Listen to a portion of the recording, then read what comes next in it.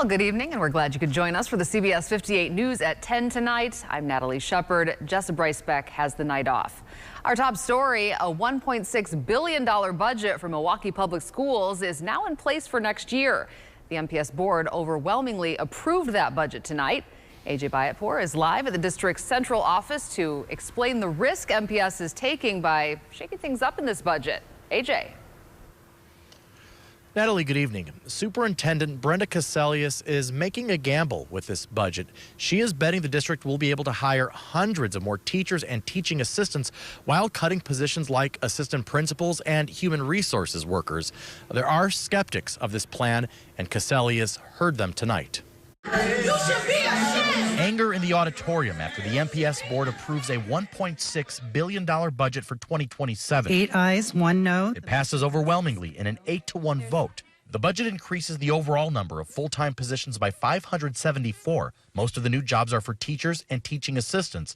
There are cuts elsewhere, including more than 50 assistant principals. And human resources will lose more than $1 million, a cut of 10 positions. To put this amount into classroom positions really does speak of a gambit that the superintendent is playing to say we need to invest in lower class sizes. We need to do that because that's what staff are asking for. We need to do that because that's what parents are looking for. The nonpartisan Wisconsin Policy Forum says it's a gambit because MPS has historically struggled to fill vacant teaching jobs, let alone hire for new ones. We did have processes for hiring that delayed us getting great candidates. Superintendent Brenda Cassellius says MPS is working to hire externally earlier in the year.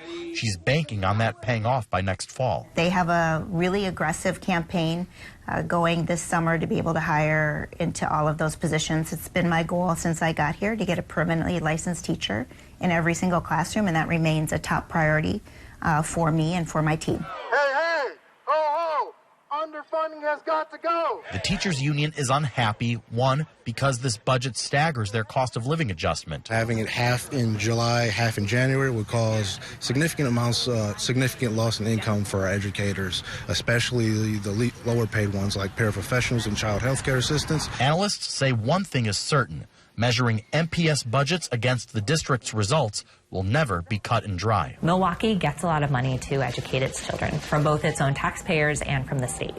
It also, when we look nationally, has one of the highest child poverty rates in the country. And I think we have to be able to hold both of these together at the same time. While there was a lot of angst around this year's budget, Cassellius says it's only going to get tougher. MPS projects 5 years from now, the district will be facing a $400 million deficit. Compare that to the $46 million gap MPS had to plug this year. The budgets here are always big. The process, as you can see, can get messy. But Natalie, there is always so much at stake.